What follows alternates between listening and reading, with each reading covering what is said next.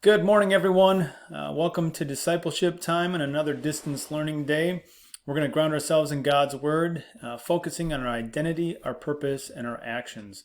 Who are we? We're children of God, loved and saved by Jesus. What is our purpose? To make God known through serving leadership. And how do we do this? We love God and we love others. Now we're continuing through the big picture of God's immeasurable love for us in Jesus. Last time the people of Israel entered into the promised land, and God instructed them to take the city of Jericho, that is, to conquer the city of Jericho, but not to touch or take anything from it, because they were supposed to leave it there as the first fruits to God. Basically saying, God, we know you're giving us the whole promised land, so we're just going to leave this here for you. Well, the problem was one of the Israelites named Achan was aching to take something from the city. So he took some riches and he buried it in his tent. Now I'm sure Achan had a reason for all this. He probably had an excuse in his mind why this was okay, but it wasn't okay with God. And so the Israelites lost their next battle against a very small city because of it. There were consequences for the community, and there were consequences for Achan for doing what was right in his own eyes. Now I tell you this story because it kind of sets up what's going to happen next. Sure, Joshua is going to lead the people in, and they're going to have a lot of success by the grace of God. But when Joshua passes away, unlike Moses, who had a successor in Joshua, Joshua doesn't have the same type of successor. He doesn't prep someone. And so after that, we go into the book of Judges, and everyone is doing what's right in their own eyes. That's right, we're told that the people did what was right in their own eyes. Now this is the problem, because we're sinful people, and sometimes what's right in our eyes isn't right with God. And that becomes a real problem for the people of Israel over and over and over again. But it wasn't just a problem for them, it's always been a problem for sinful people. Like even think about one of our founding fathers, Benjamin Franklin. Brilliant man. He once said this in his autobiography: I love being a man of reason because I can find a reason to do anything I want. Did you hear what he said? He likes having the gift of reason because he can make excuses or come up with a reason to do anything he wants. Sometimes we're the same way. Have you ever done something in your life where you knew it wasn't right, but you found a way in your mind to make it right? Maybe taking something from your brother or sister or doing something you weren't supposed to. You just kind of make the reason for whatever you're doing, even though it's not aligned with what is right in God's eyes. Well, that was the problem in Israel, and it happened over and over again as people were doing what was right in their own eyes, not according to God's will. And so they would get into trouble, and other countries would come in and they would start ruling over them. And so God called the judges to save the day. Now, when you hear the word judge, I don't want you to think of someone in a robe sitting behind a court bench. That's not the type of judge we're talking about. In the Bible, the judges are these leaders that show up and deliver God's people in tough times. Kind of like an avenger, but not like an avenger. Kind of like an avenger in that they're not the king and they're not necessarily the person in charge of the people. They're more of a deliverer who comes in with some type of gift to save the day. But they're not like the avengers in that usually these judges win through their weakness, not through their strength. And because of that, the strength is always coming from God. And the people can see that the deliverance comes from God and not this superpower of this person. Let me give you some examples. First of all, there's this guy named Gideon. When the angel first meets Gideon, he's hiding, okay? He's scared, and the angel calls him man of valor, which means, a really tough guy, or, a person who's ready to fight and lead. But Gideon's kind of a wimp, and he's hiding and everything. But God picks Gideon to lead the people out of this tough spot. The Midianites are coming down, and they're raiding the Israelites left and right. And so what happens is Gideon creates this army. It starts out like 30,000 people. That's like Busch Stadium minus the bleachers, okay? That's a lot of people. But when God's done with the army, Gideon's only has 300 people with him. 300! And so this group of 300 go in, and they don't even fight. they just sit out on the sidelines and they break jars and they hold up torches and they blow trumpets. And God makes the bad guys fight themselves and brings an end to them. In Gideon's weakness, we see God's deliverance and God's strength. Well, then there's the story of Deborah. Deborah was a great leader back in her day, and she was a judge, and she had a lot of wisdom, and she told the army general, basically, this is the time, go fight the battle, and you'll have victory. But he was afraid, and he said, I don't want to go out there unless you go with me, Deborah.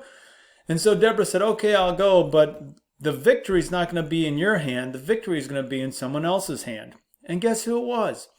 There was this woman in a tent down by the river. And when the bad guy was on the run, he stopped by her tent, and with some milk and a nap and some other things, this woman, Jael, brought an end to the bad guy. And her name means Yahweh is God. Again, through unimaginable means, or maybe a person that you wouldn't expect to win a battle against a big evil king and ruler, God brought victory. And through this weakness, again, points out his grace and his mercy and Deborah's incredible leadership. All right. Then we've got Samson.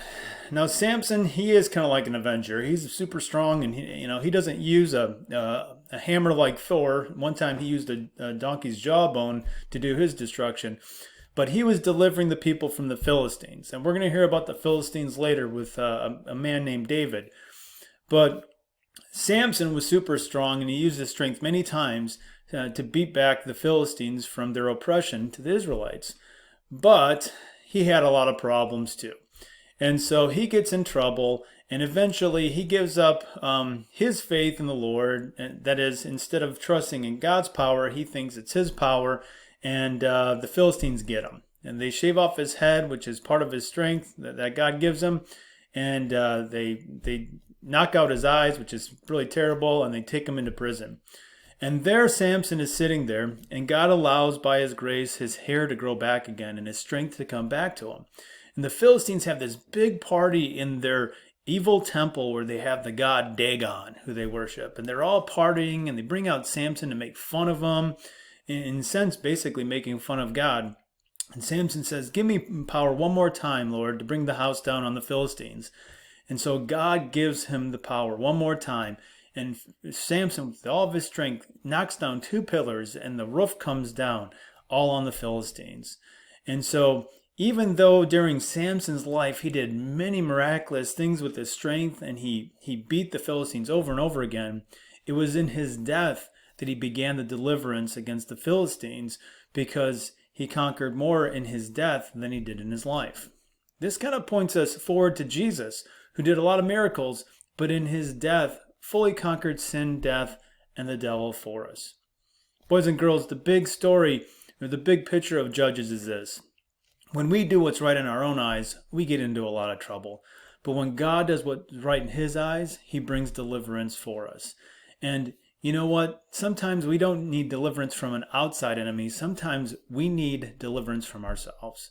And that's why ultimately God sends Jesus, not judges, to save us. Because he needs someone who can change our heart and change our eyes so that we see the way God sees, so that we do the will of God, and so that we are aligned with him forever. And that's what Jesus did. He lived a perfect life for us, died on the cross, and rose from the dead so that we could be God's children forever. All right, that's the big picture for today. Let's go on to some announcements. We've got some great artwork from the past week with Holy Week, some Legos, Good Friday, Easter Vigil, and down at the bottom, the Resurrection. Great job. Got some nice paintings from the 3rd grade. We've been really creative, CCLS, so keep it up. This is awesome. Going into this day and the rest of the week, Creative Time is going to take a new step. We're going to create a video of our favorite Bible stories. Okay, so I want you to think of your favorite Bible story, and I want you to create a video of it. And if you don't have the ability to create videos, that's fine. Just act out the scene. But you can use iMovie or a lot of other applications on your phones and your iPads. I'm sure you're going to figure this one out. You're probably more advanced than I am at this stuff. But pick your favorite scene and go at it. Now, a couple tips on movies. First of all, no 2.5 hour movies. I mean, we like The Hobbit, we like Star Wars, but we don't need a 2.5 hour movie. Just keep them tight. You might even want to do trailers from iMovies to make your scene, okay? Keep it tight. Secondly, take note of casting. What I mean by that is pick the right people for the right roles. I'm just going to say this. We tried to do Palm Sunday with Charlie Charger, and it was just a total flop. All this stuff about I'm a charger and I don't play donkeys. Just get the right person for the right part, and you'll have a much better time doing this. And finally, at the end of the day, have fun, because that's what this is all about. God created you to be creative so that you could enjoy that gift. So enjoy it. All right, let's begin the day with our prayer. I thank you, my Heavenly Father, through Jesus Christ, your dear Son, that you have kept me this night from all harm and danger. And I pray that you would keep me this day also from sin and every evil, that all my doings in life may please you. For into your hands I commend myself, my body and soul, and all things. Let your holy angel be with me, that the evil foe may have no power over me. Amen. Have a great day in the Lord, everyone. Take care.